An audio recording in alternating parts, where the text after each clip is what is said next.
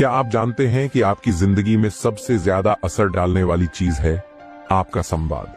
हाँ, यही वो चीज है जो आपको किसी भी रिश्ते में सफल बना सकती है, चाहे वो पेशेवर जीवन हो या व्यक्तिगत। और क्या आपने कभी सोचा है कि आपके शब्दों का चुनाव ही आपके पूरे भविष्य को बदल सकता है? एक छोटा सा शब्द, एक छोटी सी बात कभी कभी बड़े फैसले ले सकती है। अगर आप चाहते हैं कि आप दुनिया में अपनी जगह बनाएं, तो चाणक्य नीति को समझिए, क्योंकि चाणक्य ने हमें कुछ ऐसे नियम दिए थे जो न केवल राजनीति में बल्कि जीवन के हर पहलू में लागू होते हैं। क्या आप तैयार हैं खुद को बदलने के लिए? क्या आप तैयार हैं अपने संवाद कौशल को इतनी उच्चतम स्तर पर लाने के लिए कि हर व्यक्ति आपके शब्दों से प्रभावित हो जाए? अगर हां, तो आइए जानते हैं चाणक्य नीति के कुछ खास नियमों के बारे में, जिन्हें जानने के बाद आप किसी भी व्यक्ति से प्रभावशाली तरीके से बात कर पाएंगे। हम सब जानते हैं कि इस दुनिया में सबसे महत्वपूर्ण चीज क्या है? संबंध। आपके रिश्ते, चाहे वो परिवार के हों, दोस्तों के या ऑफिस के साथी, सब में संवाद का अहम रोल है। अगर आप किसी से जुड़ना चाहते हैं, उसे अपने पक्ष में लाना चाहते हैं, तो सबसे पहले आपको उस व्यक्ति से सही तरीके से संवाद करना आना चाहिए। चाणक्य नीति में कहा गया है कि जब आप किसी से मिलते हैं तो पहले उनके मन को समझना जरूरी है। आपके शब्दों का चयन, आपके शरीर की भाषा और आपके चेहरे का भाव, ये सब मिलकर आपकी पहचान बनाते हैं। जब आप सही तरीके से संवाद करते हैं तो न सिर्फ सामने वाला आपको समझता है, बल्कि वो आपके साथ जुड़ने की कोशिश करता है। चाणक्य ने कहा था, शब्दों में शक्ति होनी चाहिए। ये साधारण सा वाक्य जितना आसान लगता है, उतना है नहीं। जब आप किसी से बात करें तो अपने शब्दों का ध्यान रखें। आपको ऐसा महसूस कराना है कि आप जो कह रहे हैं वह केवल आपकी सोच नहीं, बल्कि आपके अनुभव और विचारों का परिणाम है। अगर आपके शब्दों में नफासत होगी तो लोग आपके प्रति आकर्षित होंगे। अगर आप किसी से बात करते वक्त अपना आत्मविश्वास नहीं दिखाते, तो सामने वाला आपके शब्दों को गंभीरता से नहीं लेगा। आइए एक उदाहरण लें। मान लीजिए आप किसी से एक जॉब के बारे में बात कर रहे हैं। अगर आप यह कहते हैं कि मुझे ये काम करना है, लेकिन मैं शायद नहीं कर पाऊं, तो सामने वाला आप में आत्मविश्वास की कमी देखेगा। लेकिन अगर आप कहें, मैं इस काम को बड़ी जिम्मेदारी से करूंगा और यह मेरे लिए एक बड़ी चुनौती होगी जिसे मैं हर हाल में पार करूंगा, तो सामने वाला आपके आत्मविश्वास को महसूस करेगा और आपको और गहराई से सुनेगा, क्योंकि आपकी शब्दों में जो ऊर्जा होगी वही सामने वाले के दिल में आकर बैठ जाएगी। जब आप चाणक्य की नीति को समझेंगे तो आपको ये समझ में आएगा कि शब्दों की शक्ति किसी हथियार से कम नहीं होती। एक सही शब्द सही समय पर सामने वाले को आपके पक्ष में खड़ा कर सकता है। इसलिए ध्यान रखें कि हर बार जब आप किसी से मिलें तो शब्दों में इतना दम होना चाहिए कि सामने वाला आपकी बातों को न केवल सुने बल्कि उस पर विश्वास भी करे। आपने कभी सोचा है कि हम हर समय बोलते रहते हैं, लेकिन क्या हम सुनने की कला को सही से समझते हैं? चाणक्य नीति में एक गहरा संदेश छिपा है जो हमारे संवाद कौशल को एक नई दिशा देता है। वह कहते हैं, सुनना उतना ही महत्वपूर्ण है जितना बोलना। हमारे समाज में अधिकतर लोग यह मानते हैं कि जो अधिक बोलता है वही प्रभावशाली होता है, लेकिन चाणक्य की नीति कहती है कि सबसे प्रभावशाली व्यक्ति वह नहीं जो हर वक्त बोले, बल्कि वह है जो सही वक्त पर सही तरीके से सुनता है। अगर आप यह जानते हैं कि कब और कैसे चुप रहना है, तो आप हर किसी से बेहतर संवाद कर सकते हैं। सुनने की शक्ति। सुनने का मतलब केवल खामोशी से सुनना नहीं होता, बल्कि इसका मतलब है उस व्यक्ति के शब्दों के बीच में छिपे अर्थ को समझना। जब आप सामने वाले की बात ध्यान से सुनते हैं, तो आप न सिर्फ उनके विचारों को समझते हैं, बल्कि उनके दिल और दिमाग की स्थिति को भी महसूस करते हैं।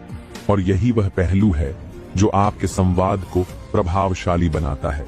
सोचिए, अगर आप किसी से बातचीत कर रहे हैं और वे आपके विचार से पूरी तरह असहमत हैं, तो क्या आप तुरंत प्रतिक्रिया देंगे या थोड़ी देर ठहरकर उनके विचारों को समझने की कोशिश करेंगे? चाणक्य का कहना था कि सही संवाद वही है जो दोनों पक्षों को सुनकर किया जाता है।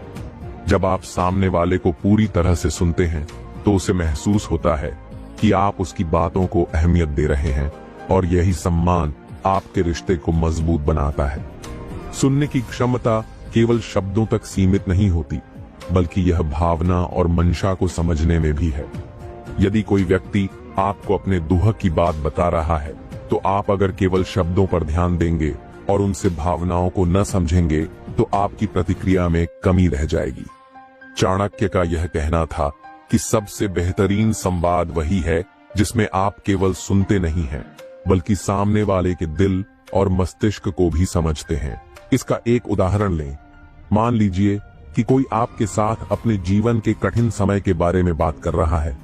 अगर आप उसकी बातों को ध्यान से सुनते हैं और सिर्फ मुझे समझ में आ रहा है या तुम्हारा दर्द बहुत गहरा है जैसी सहानुभूतिपूर्ण प्रतिक्रियाएं देते हैं, तो वह व्यक्ति आपको और खुलकर अपनी बात साझा करेगा। लेकिन अगर आप उसके दर्द को समझने के बजाय उसे केवल ठीक हो जाएगा कहकर टाल देंगे, तो वह व्यक्ति आपके साथ अपने विचार साझा नहीं करेगा। चाणक्य नीति के अनुसार एक अच्छा श्रोता बनने का मतलब है कि आप खुद को सामने वाले के स्थान पर रखकर सोचें। जब आप दूसरों को सही से सुनते हैं, तो आपकी बातचीत में गहराई आती है और यह एक सशक्त संबंध की नींव रखता है। जब आप सामने वाले की बात सुनते हैं, तो वह खुद को सम्मानित महसूस करता है और उसे लगता है कि उसकी बातों को महत्व दिया जा रहा है। यही विश्वास, यही सम्मान आपके संबंधों को स्थिर और प्रगति की दिशा में ले जाता है। मान लीजिए आप एक टीम लीडर हैं और आपकी टीम में किसी सदस्य को कोई समस्या है। यदि आप उसे बिना सुने ही अपने विचार थोप देते हैं, तो इससे वह सदस्य आपके विचारों से सहमत नहीं हो सकता। लेकिन अगर आप उसकी पूरी बात सुनते हैं, फिर उसके मुद्दे को समझते हुए समाधान की दिशा में कदम उठाते हैं, तो आपकी टीम का विश्वास आपके प्रति बढ़ेगा। इसलिए जब आप अगले किसी से मिलें, तो याद रखें कि सुनने का महत्व बोलने से कहीं अधिक है।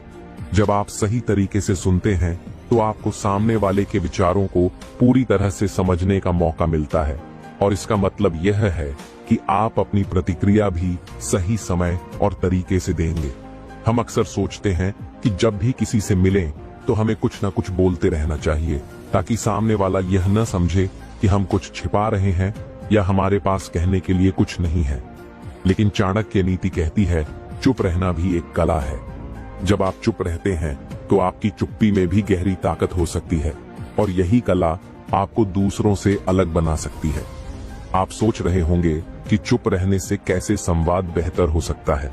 दरअसल जब आप चुप रहते हैं, तो आप सामने वाले को खुद को व्यक्त करने का मौका देते हैं।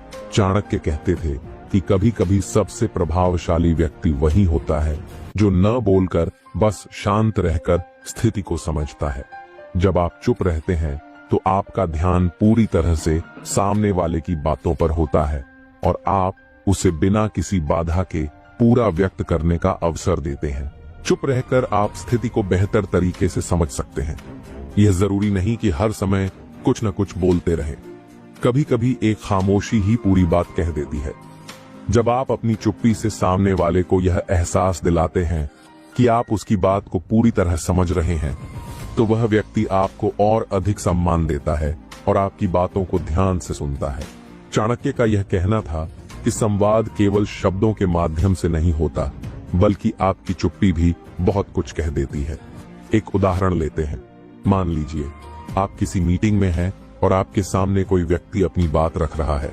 अगर आप बीच बीच में उसे काटते रहते हैं और हर बात पर प्रतिक्रिया देते हैं, तो वह व्यक्ति अपनी बात सही से नहीं रख पाएगा। लेकिन अगर आप उसे पूरी बात कहने का मौका देते हैं और बीच में चुप रहते हैं, तो वह व्यक्ति खुद को अधिक सहज महसूस करेगा और आपको पूरी बात समझाने का समय मिलेगा। यही चुप रहने की ताकत है। ये सामने वाले को खुलकर अपनी बात रखने का मौका देती है। चाणक्य नीति में कहा गया है कि कुछ समय हमें चुप रहकर सोचने का भी अवसर देना चाहिए। जब हम किसी से बातचीत कर रहे होते हैं, तो कभी कभी प्रतिक्रिया देने से पहले हमें यह सोचना चाहिए कि क्या हम जो बोलने जा रहे हैं वह सही समय पर और सही तरीके से है या नहीं। चुप रहकर हम अपनी प्रतिक्रिया को और भी प्रभावशाली बना सकते हैं। अक्सर हम अपने गुस्से, उत्तेजना या जल्दीबाजी में कुछ ऐसा बोल देते हैं जो बाद में हमें पछताना पड़ता है। चाणक्य ने इस बारे में चेतावनी दी थी कि कभी भी गुस्से में आकर तुरंत प्रतिक्रिया मत दो, बल्कि एक पल के लिए चुप रहकर सोचो। जब आप चुप रहते हैं, तो आपको सही तरीके से स्थिति का विश्लेषण करने का समय मिलता है, जिससे आपकी प्रतिक्रिया कहीं अधिक समझदारी से भरी होती है। चुप रहने का मतलब यह नहीं कि आप नकारात्मक हैं या आपसे बात नहीं की जा रही है। इसका मतलब है कि आप सोच समझकर जवाब दे रहे हैं और सामने वाले की बातों को पूरी तरह समझ रहे हैं। चाणक्य नीति में कहा गया था, जो व्यक्ति खुद को नियंत्रित कर सकता है वही सबसे शक्तिशाली होता है। यह नियंत्रण केवल अपने शब्दों पर नहीं बल्कि अपनी चुप्पी पर भी होता है। जब आप अपने शब्दों को सीमित रखते हैं और खुद को चुप रहने का अवसर देते हैं, तो आप सामने वाले से अधिक जानकारी प्राप्त कर सकते हैं। आपके पास अधिक समय होगा यह समझने का कि सामने वाला क्या चाहता है, और फिर आप उसी के अनुसार अपनी प्रतिक्रिया दे सकते हैं। चुप रहना आपके शब्दों की शक्ति को बढ़ा देता है। जब आप बिना कुछ बोले किसी परिस्थिति को महसूस करते हैं, तो आपकी चुप्पी स्वयं एक संवाद बन जाती है। यह चुप्पी आपके आत्मविश्वास और संयम को दर्शाती है, और सामने वाला इस बात को महसूस करता है। इससे वह आपके विचारों का और अधिक सम्मान करता है, और आपके शब्दों का प्रभाव भी दोगुना हो जाता है। मान लीजिए आप किसी कठिन परिस्थिति में हैं और आपकी टीम का कोई सदस्य गुस्से में है और आप पर आरोप लगा रहा है। यदि आप तुरंत प्रतिक्रिया देते हैं तो मामला और बिगड़ सकता है, लेकिन अगर आप चुप रहते हैं और उस व्यक्ति को पूरी बात कहने का मौका देते हैं, तो आपको उसकी समस्या को समझने का समय मिलेगा। बाद में आप सही तरीके से स्थिति को समझाकर और शांति से जवाब देंगे। इससे उस व्यक्ति को लगेगा कि आप उसकी बातों को गंभीरता से ले रहे हैं और आप उसे संतुष्ट करने में सफल होंगे। चाणक्य नीति में एक और महत्वपूर्ण संदेश है, अपने शब्दों का चयन सोच समझकर करें। हमारे शब्द हमारे विचारों का प्रतिबिंब होते हैं, और ये शब्द ही हैं जो किसी व्यक्ति के साथ हमारे रिश्ते की दिशा तय करते हैं।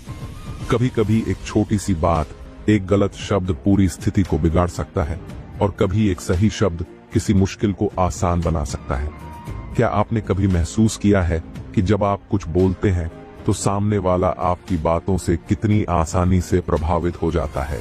शब्दों में अद्भुत शक्ति होती है जो किसी भी व्यक्ति को उत्साहित कर सकती है, किसी को शांत कर सकती है या किसी को गहरी सोच में डाल सकती है। चाणक्य का कहना था कि शब्दों का चयन केवल परिस्थितियों के हिसाब से नहीं बल्कि सामने वाले की मानसिक स्थिति के अनुसार भी करना चाहिए। हमारे शब्द कभी कभी बहुत प्रभावशाली होते हैं, और यदि हम इन्हें सही तरीके से इस्तेमाल करते हैं तो ये किसी व्यक्ति के जीवन में सकारात्मक बदलाव ला सकते हैं।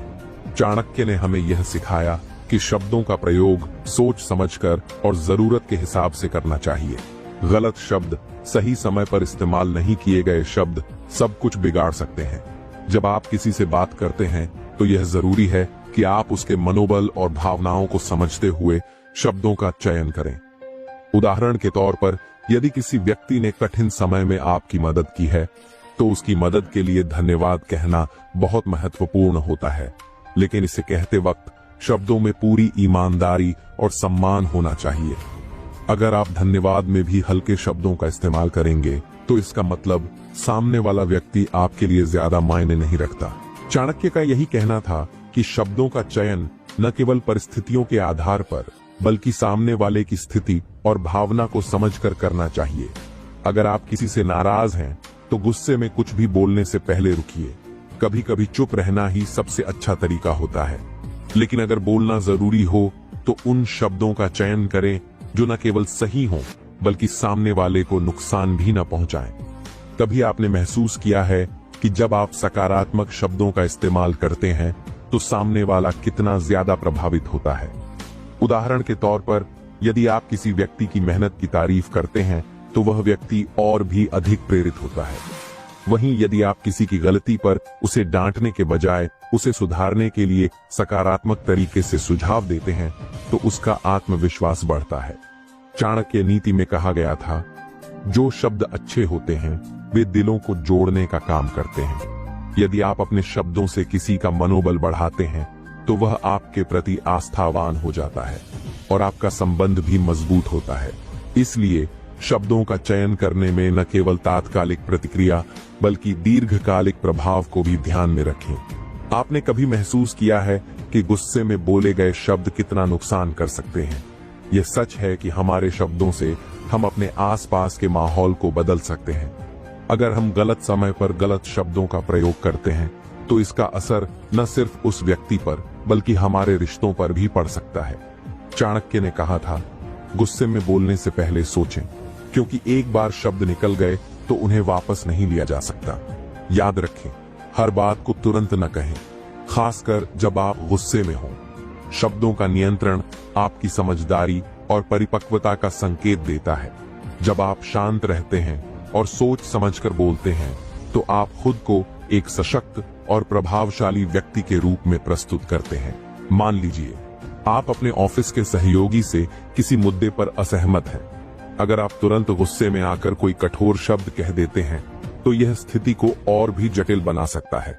लेकिन अगर आप शांत रहते हैं और पहले सोचते हैं कि क्या यह सही समय है बोलने का और फिर सौम्य तरीके से अपनी बात रखते हैं तो आपका संदेश उस व्यक्ति तक अधिक प्रभावी तरीके से पहुंचेगा।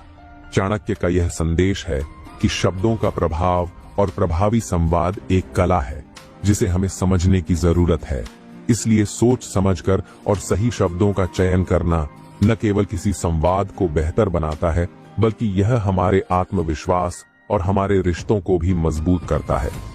यह सब इसलिए महत्वपूर्ण है क्योंकि शब्दों का चयन हमें एक नेतृत्वकर्ता, एक मार्गदर्शक और एक समझदार व्यक्ति के रूप में प्रस्तुत करता है। अगर हम अपनी बातों में सामर्थ्य और विवेक दिखाते हैं तो हमें न केवल हमारे आसपास के लोगों का सम्मान मिलेगा बल्कि वे हमें अपने विचार और विश्वास भी साझा करने के लिए प्रेरित होंगे। हम अक्सर यह सुनते हैं कि बोलने से पहले सुनना बहुत जरूरी है, लेकिन क्या आपने कभी सोचा है कि चाणक्य ने इस नियम को किस दृष्टिकोण से रखा होगा? चाणक्य नीति में एक बहुत महत्वपूर्ण बात कही गई है, जो सुनता है वह कभी हारता नहीं है। यही है वह कुंजी जो हमें सफलता और प्रभावशाली संवाद में मदद करती है। सुनना सिर्फ कानों से नहीं बल्कि दिल और दिमाग से भी होता है। जब हम किसी से बात करते हैं तो हमें न केवल उनके शब्दों को सुनना चाहिए बल्कि उनके भावनाओं और विचारों को भी समझने की कोशिश करनी चाहिए। चाणक्य ने हमें यही सिखाया कि एक अच्छा श्रोता वही है जो सामने वाले की बात को पूरी तरह से समझता है और उसकी भावनाओं का सम्मान करता है। चाणक्य का यह भी मानना था कि सुनने से हमें केवल जानकारी नहीं मिलती बल्कि यह हमें किसी की मानसिकता और उसकी स्थितियों को समझने का मौका भी देता है। सुनने की कला न केवल आपके संवाद को प्रभावी बनाती है बल्कि यह आपको एक समझदार और संवेदनशील व्यक्ति भी बनाती है। जब आप पूरी तन्मयता से किसी की बात सुनते हैं तो सामने वाले को लगता है कि वह मायने रखता है। यह स्थिति आपके रिश्तों को भी मजबूत बनाती है। उदाहरण के तौर पर, जब आप किसी से मिलते हैं और वह अपनी समस्याओं या विचारों को आपके सामने रखता है तो अगर आप उसे पूरी तरह से सुनते हैं और बिना किसी जल्दबाजी में उत्तर दिए केवल समझने का प्रयास करते हैं तो वह व्यक्ति न केवल आपको अधिक सम्मान देगा बल्कि वह आपके साथ अपने विचार और अनुभव भी साझा करेगा। सुनने से हमें केवल जानकारी नहीं मिलती बल्कि यह हमें एक दृष्टिकोण प्राप्त करने का भी अवसर देता है। जब हम किसी की बात पूरी तरह से सुनते हैं तो हमें उसकी सोच, उसकी चिंताओं और उसके दृष्टिकोण को समझने का मौका मिलता है। यही वह समय होता है जब हम सही उत्तर देने में सक्षम होते हैं, क्योंकि हम पहले पूरी जानकारी प्राप्त कर चुके होते हैं। आपने देखा होगा कि कुछ लोग बहुत अच्छे श्रोता होते हैं और उनका एक अलग ही आकर्षण होता है। जब आप किसी को सुनते हैं तो यह सिर्फ एक संवाद नहीं बनता बल्कि यह एक भावनात्मक जुड़ाव बन जाता है। चाणक्य ने कहा था, जो सुनता है वह सबसे अधिक समझदार होता है, क्योंकि वह किसी की भावनाओं और विचारों को पूरी तरह से आत्मसात करता है। जब आप किसी से जुड़ने की कोशिश करते हैं तो सबसे पहला कदम यह होता है कि आप उसे सुनें। अगर आप किसी को पूरी तन्मयता से सुनते हैं तो वह व्यक्ति न केवल आपके शब्दों को स्वीकार करता है बल्कि वह आपके साथ एक गहरे स्तर पर जुड़ता है, और जब यह जुड़ाव होता है तो रिश्ते स्थिर होते हैं और विश्वास बढ़ता है। चाणक्य ने यह भी कहा था कि अच्छा नेतृत्व सुनने से आता है, बोलने से नहीं। जब आप किसी टीम का नेतृत्व कर रहे होते हैं तो यह जरूरी है कि आप अपने सहयोगियों को पूरी तरह से सुनें। अगर आप केवल अपनी बातों को ही महत्व देते हैं और किसी दूसरे की बात को नजरअंदाज करते हैं तो यह आपके नेतृत्व को कमजोर करता है।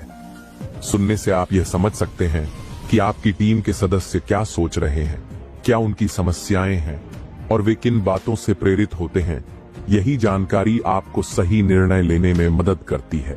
और जब आपकी टीम देखती है कि आप उनकी बातों को सुनते हैं तो उनका सम्मान आपके प्रति और अधिक बढ़ता है और वे आपके नेतृत्व का अनुसरण करते हैं। लेकिन सवाल यह है कि सही तरीके से कैसे सुना जाए। सुनने का मतलब केवल चुप रहना नहीं होता, बल्कि इसका मतलब है कि आप पूरी तन्मयता से सामने वाले की बातों को समझने की कोशिश करें। यहाँ कुछ तरीके हैं जिनसे आप प्रभावी ढंग से सुन सकते हैं।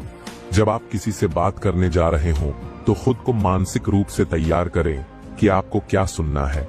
इसे एक खुले मन से करें ताकि आप केवल सुने ही नहीं बल्कि समझ भी सकें। यह दर्शाता है कि आप ध्यान से सुन रहे हैं और सामने वाले को यह महसूस होता है कि उसकी बातों को गंभीरता से लिया जा रहा है।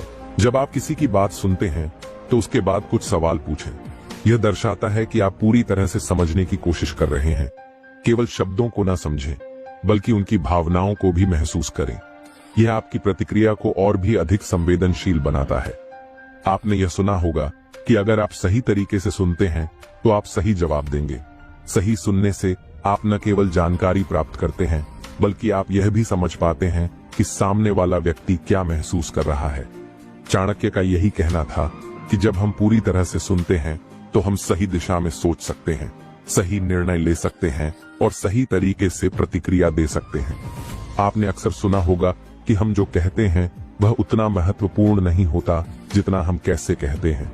चाणक्य नीति में यही बात बड़े गहरे तरीके से बताई गई है। शब्दों से ज्यादा असर आपके शरीर की भाषा, बॉडी लैंग्वेज और चेहरे के भाव, फेशियल एक्सप्रेशंस पर पड़ता है। चाणक्य का यह मानना था कि शारीरिक हाव भाव और चेहरे के भाव आपके शब्दों के साथ तालमेल बैठाते हैं। अगर आपकी बातों में ताजगी, गहराई और आत्मविश्वास नहीं है तो आप कितना भी अच्छा क्यों न बोलें, वह असर नहीं डालेगा। इसलिए आपका शरीर और चेहरा आपकी बातों का समर्थन करता है और उसे प्रभावी बनाता है। शरीर की भाषा या हाव भाव यह दर्शाते हैं कि आप कितना आत्मविश्वासी हैं, आप कितने सचेत हैं और आप अपने आसपास की स्थिति को कैसे समझते हैं। चाणक्य ने हमें यह सिखाया कि जब हम किसी से मिलें या बात करें तो हमें अपने शरीर की भाषा को सही दिशा में रखना चाहिए। जब आप किसी से बात करते हैं तो आपकी मुद्रा, पोस्चर बेहद महत्वपूर्ण होती है। अगर आप अपनी पीठ सीधी रखते हैं और कंधे आगे की ओर होते हैं तो यह आत्मविश्वास को दर्शाता है। वहीं अगर आप अपनी पीठ झुकाकर और कंधे झुकाकर खड़े होते हैं तो यह नकारात्मकता और आत्मसंदेह को दर्शाता है। हाथों का सही तरीके से इस्तेमाल भी आपके संवाद को और प्रभावी बना सकता है। चाणक्य का कहना था कि जब आप किसी से बात करते हैं तो आपकी हाथों की भाषा यह दर्शाती है कि आप अपनी बातों को कितनी गंभीरता से ले रहे हैं। अगर आप अपने हाथों से इशारे करते हुए बात करते हैं तो सामने वाला व्यक्ति आपकी बातों को और भी गंभीरता से सुनता है।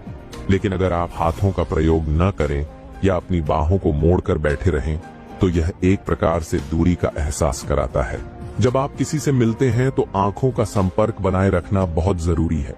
चाणक्य ने कहा था, आंखों से जो बात की जाती है वह कभी नहीं भूलती। आंखों का संपर्क आपके आत्मविश्वास को दिखाता है और यह सामने वाले को यह महसूस कराता है कि आप पूरी तरह से उनसे जुड़े हुए हैं। जब आप किसी से बात कर रहे होते हैं और आंखों में आंखें डालकर बात करते हैं तो यह आपके शब्दों को और भी प्रभावी बना देता है।